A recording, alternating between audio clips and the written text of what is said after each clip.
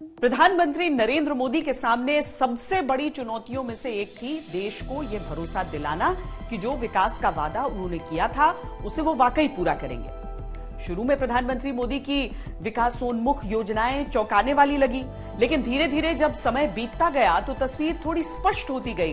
प्रधानमंत्री ने विकास के लक्ष्य तय किए, उनके लिए एक के बाद एक कई योजनाओं को आगे बढ़ाते चले गए।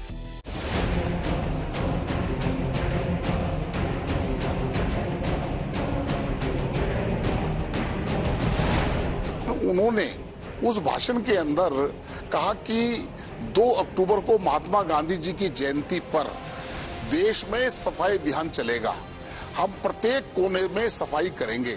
उन्होंने स्वयं झाड़ू पकड़कर सफाई अभियान किया। मोदी जी ने वास्तव में, जिसके बारे में कोई नहीं सोचता सफाई के बारे में, केवल अपने घर की सफाई के बारे में सोचते हैं, पड़ोसी की सफाई के बारे में नहीं सोचते।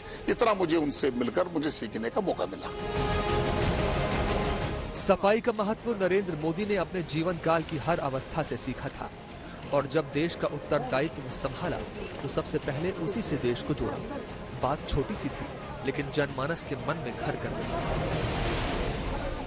साथियों, अगर आप बहुत बारीकी से गौर करेंगे, मनन करेंगे तो पाएंगे कि जब हम अस्वच्छता को, गंदगी को दूर नहीं करते तो वही अस्वच्छता हम में परिस्थितियों को स्वीकार करने की प्रवृत्ति पैदा करने का कारण बन जाती है, वैसी प्रवृत्ति पैदा होने लगती है। I used to say but Modi ji की बहुत अच्छे कुंड हैं, बहुत सारे मथुरा में ना, सोमने ये कुंड वो कुंड, हर जगह कुंड होता है, but Kund is filled with all filthy things. तो मैं क्या करूं, कैसा समझाएं इन लोगों को, गांव वालों को समझ में नहीं आता, सारा गंदा कूड़ा कचरा उसी में डालता है। Then he says, I advise you one thing, you call it as a jal mandir, then the people will stop throwing kachra in there. So it exactly it happens. So I tell them that यहाँ पे ये जल कुंड में, ये तो जल मंदिर है, इसका आप अच्छी तरह से रखो। So now my problem of that all those dirty things are all solved by him. फिर शुरू हुई प्रधानमंत्री के तौर पर नरेंद्र मोदी की विकास यात्रा। उन्होंने गरीबों और समाज के ऐसे तबकों को चिन्हित करके एक के बाद एक ऐसी योजनाएं बनाई और सामने रखी जो उनके विजन को और स्पष्ट करती थी। उन मेरे गरीब परिवारों की रक्षा कौन करेगा?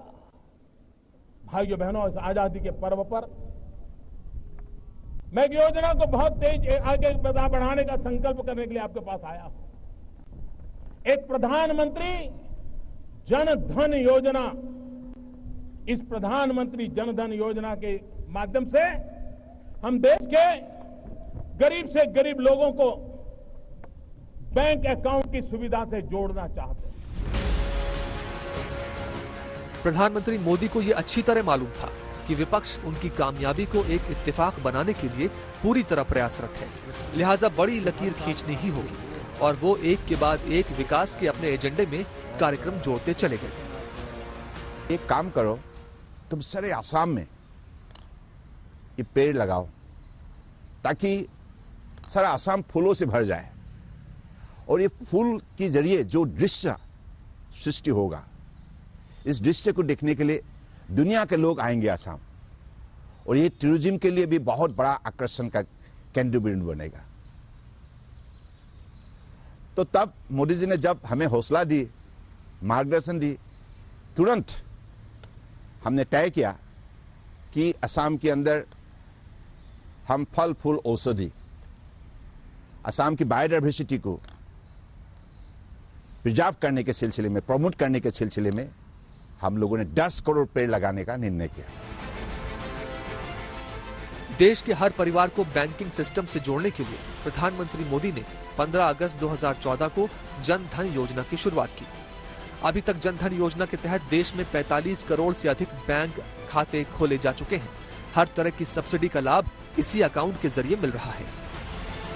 अक्सर इस बात पे उज्ज्वला योजना केंद्र सरकार की एक बड़ी उपलब्धि है। केंद्र सरकार उज्ज्वला योजना के तहत गरीबी रेखा से नीचे जिंदगी गुजारने वाले परिवारों के लिए घरेलू रसोई गैस यानी एलपीजी कनेक्शन मुफ्त में मुहैया कराती है। सरकार का दावा है कि 25 अप्रैल 2022 तक 9 करोड़ से अधिक कनेक्शन बांटे गए। अब हम लोग हमेशा चूल्हा रहित, ईंधन रहित चूल्हे की बात करते थे। उस बात को उन्होंने साकार किया, समझा, और आज उज्ज्वला योजना के तहत लगभग 8.5 करोड़ महिलाओं को मुफ्त गैस कनेक्शन दिया जा चुका है और इस वित्त वर्ष में 1 करोड़ और अधिक महिलाओं को देने का लक्ष्य रखा गया है। 2019 में पीएम मोदी प्रधानमंत्री किसान सम्मान निधि योजना की शुरुआत की थी। इसी योजना के तहत सरकार किसानों के बैंक खातों में हर साल 6,000 रुपए जमा कराती है। आयुष्मान भारत योजना केंद्र सरकार का फ्लैगशिप कार्यक्रम है। इस योजना के तहत गरीबी रेखा से नीचे यानी बीपीएल कैटेगरी में आने वाले परिवारों को 5 लाख रुपए तक का कैशलेस स्वास्थ्य बीमा उपलब्ध कराया जा रहा है। प्रधानमंत्री स्वच्छ भारत मिशन के अंतर्गत ग्रामीण और शहरी इलाकों में स्वच्छता को बढ़ावा देने के लिए शौचालयों का फ्री में निर्माण किया गया है। गांव-गांव में इस योजना का लाभ लोगों को मिल रहा है। इस योजना के अंतर्गत लोगों को घर बनाने में मदद दी जाती है। प्रधानमंत्री आवास योजना के तहत शहरी और ग्रामीण लोगों को घर दिए जाते हैं। जिनके पास कच्चे मकान हैं, लोगों को कम ब्याज पर लोन दिया जाता है, जिसमें सब्सिडी भी दी जाती है। लोगों के साथ संबंध में, लोगों के प्रति दृष्टिकोण में जो गुणात्मक क्वालिटेटिव ट्रांसफॉर्मेशन आया है, उसको नया भारत कहते हैं, जिसमें तुलसी गौड़ा, राधे देवी, लक्ष्मी कुट्टी है। अब हमको नहीं लगता कि पद्म अवार्ड कोई मंगल ग्रह से लोग आकर ले जाते हैं। पद्म अवार्ड केरल के, कर्नाटक के, बिहार के, असम के, बंगाल के गांव में रहने वाला चित्रकार, समाज सेवी, राष्ट्र सेवी पद्म अवार्ड का हकदार है। तो जो संवेदनशीलता की घटनाएं हम देखते हैं, वो उसको शासन व्यवस्था से कैसे प्रधानमंत्री नरेंद्र मोदी जी ने जोड़ दिया, यह एक अद्भुत घटना है जो भारत को इंडिया से भारत बनाता है। इसके अलावा प्रधानमंत्री मुद्रा योजना से मिल रहे फायदे हों या फिर सुकन्या योजना से या फिर जीवन ज्योति बीमा हो, देश में रहने वाला हर कोई प्रधानमंत्री मोदी के आत्मविश्वास को महसूस करने लगा है। प्रधानमंत्री नरेंद्र मोदी की जिंदगी से जुड़ी कहानियां जब निकलती हैं, तो विकास से जुड़े हुए सूत्र भी बड़े गजब की तस्वीर बनाते हैं। प्रधानमंत्री की एक खासियत ये मानी जाती है कि वो किसी भी योजना से आम जनमानस को बड़ी आसानी से जोड़ लेते हैं और धीरे धीरे उनकी छोटी से छोटी कोशिश को जन आंदोलन में बदला जाता है। तो वो लोग हैं जो जीव में भी शिव देखते हैं। हम वो लोग हैं जो नर में नारायण देखते हैं। हम वो लोग हैं जो नारी तो नारायणी कहते हैं। हम वो लोग हैं जो पौधे में परमात्मा देखते हैं। हम वो लोग हैं जो नदी को मां मानते हैं। हम वो लोग हैं जो हर कंकर में शंकर देखते हैं। यह हमारा सामर्थ्य है, हर नदी में मां का रूप देखते हैं।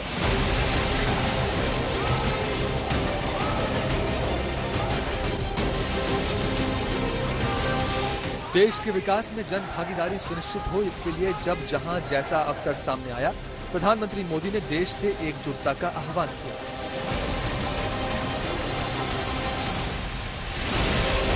2019 के आम चुनाव हुए तो देश ने फिर ब्रांड मोदी और उनके विकास के इरादों पर विश्वास किया। पूर्ण बहुमत से नरेंद्र मोदी दूसरी बार देश के प्रधानमंत्री बने।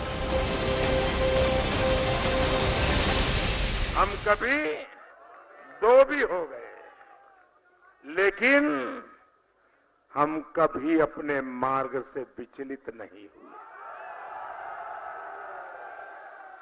आदर्शों को ओझल नहीं होने दिया।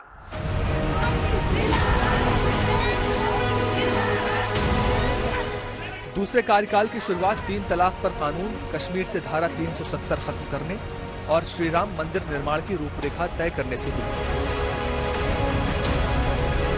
लेकिन कुछ महीनों बाद कोरोना जैसी महामारी ने जब दुनिया को दर्द दिया तो भारत भी उससे अछूता नहीं रहा। सब कुछ थम गया।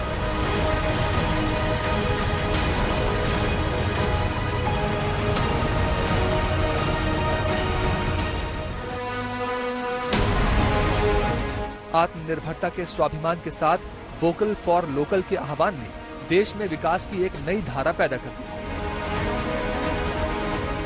उत्तर प्रदेश समेत कई राज्यों में वन डिस्ट्रिक्ट वन प्रोडक्ट के फॉर्मूले ने भारत के कुटीर धंधों को भी अंतर्राष्ट्रीय पहचान से जोड़ दिया।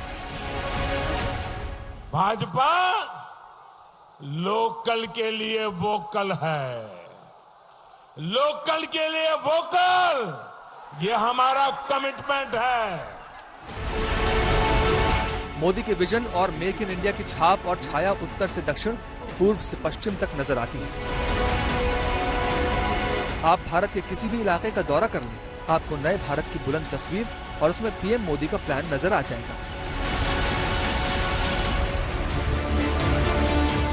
जम्मू कश्मीर में चिनाब नदी पर पुल बन रहा है जो किसी अजूबे से कम नहीं। हिमाचल प्रदेश में अटल सुरंग, उत्तराखंड में केदारनाथ धाम, दिल्ली में कर्तव्य पथ, नेशनल वॉर मेमोरियल, हरियाणा में होमी भाभा कैंसर अस्पताल एवं रिसर्च सेंटर, उत्तर प्रदेश में काशी विश्वनाथ कॉरिडोर, अंतर्राष्ट्रीय एयरपोर्ट्स, एक्सप्रेसवे का जाल, मध्य प्रदेश में रानी कमलापति रेलवे स्टेशन का उद्घाटन, झारखंड में देवघर एयरपोर्ट, नॉर्थ ईस्ट में भूपेन हजारिका सेतु, गुजरात में statue of unity, Somnath circuit. प्रधानमंत्री मोदी ने काम भी किया और टाइम पर डिलीवर भी किया, जो उनकी विकास यात्रा की सबसे बड़ी खासियत है।